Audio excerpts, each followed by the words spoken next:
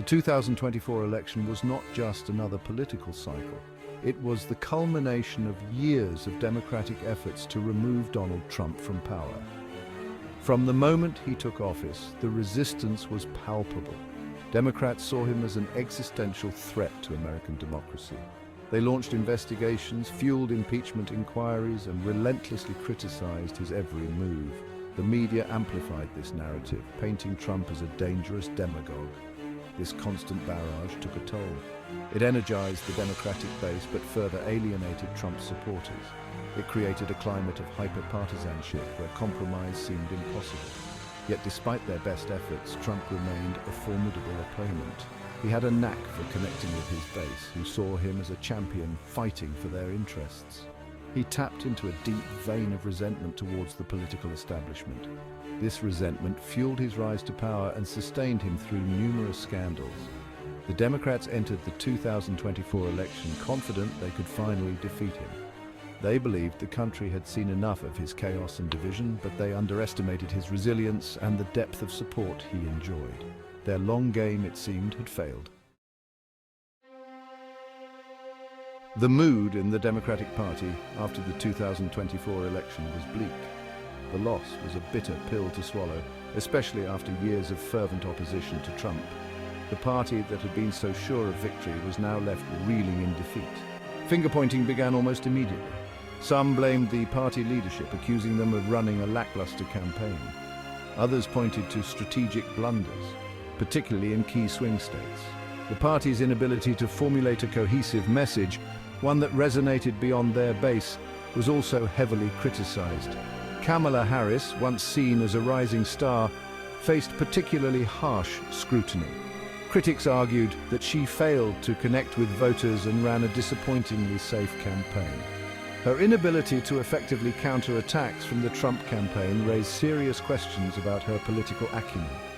The party's internal divisions, simmering beneath the surface for years, now bubbled over. The progressive wing blamed the establishment for clinging to outdated policies. Moderates, in turn, accused progressives of alienating moderate voters with their radical agenda.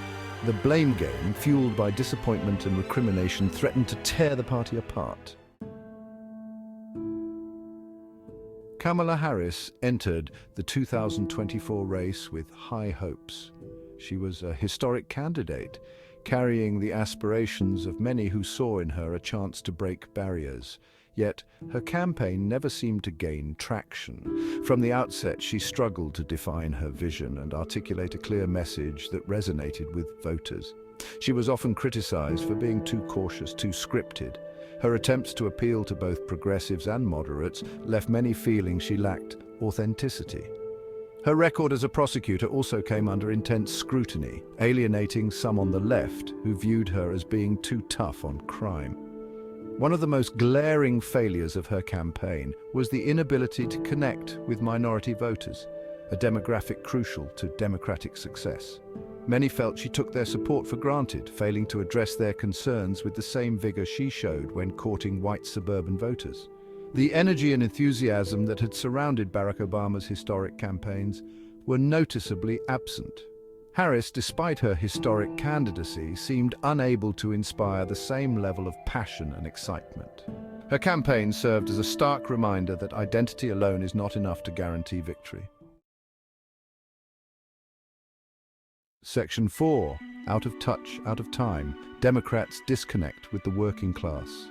The 2024 election laid bare a growing chasm between the Democratic Party and the working class.